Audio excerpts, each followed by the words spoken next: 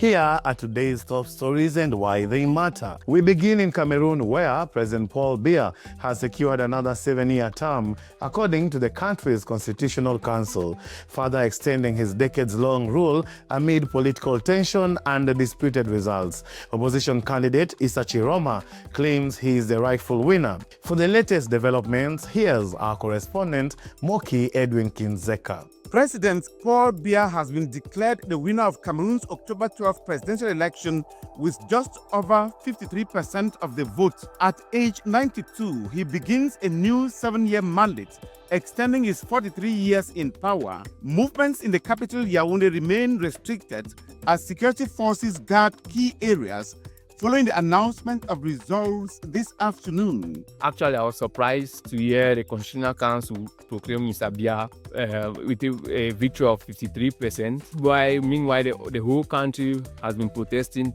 saying that it's Chuma that took the victory, the whole country, the youth.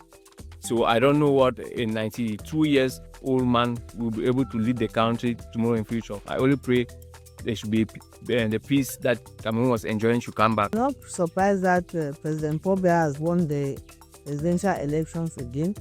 He controls the Constitutional Council. He controls the election body that controls elections in Cameroon.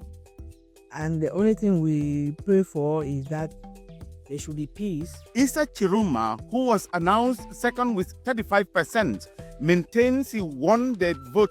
His supporters clashed with security forces in Douala, Garoua and other towns on Sunday, with authorities saying 4 civilians were killed and dozens arrested. The opposition dispute these figures and accuse the military of using live ammunition during unrest. In Cote d'Ivoire, vote counting is underway following Saturday's presidential election. Incumbent President Alassane Ouattara, now 83, is widely expected to secure a 4th term. Early results show him leading by large margins, often above 90% in several northern regions. The vote took place amid controversy. Key opposition figures, including former President Laurent Gbagbo and ex-banker Tidjane Thiam, were barred from running. That left Ouattara facing 4 lesser-known challengers. While polling was calm in most areas, participation was high in pro-government strongholds, but low in parts of the south and west, where opposition calls for a boycott had an impact. The Electoral Commission is expected to announce full results by Monday. Why does this story matter? If confirmed, a 4th term for President Alassane Ouattara will break with tradition in one of West Africa's fastest-growing economies. Critics warn it could entrench executive power at the expense of democratic norms, with youth unemployment still high and many rural communities feeling left behind. The credibility of this election could shape Cote d'Ivoire's future as a democratic outlier in the region. As we wrap up, in a major drug bust, Kenyan authorities seized over a ton of crystal methamphetamine valued at about $63 million aboard a stateless vessel roughly 630 kilometers off the coast of Mombasa. 6 Iranian nationals were apprehended and preliminary testing confirmed the shipment's authenticity, marking one of East Africa's largest narcotics seizures.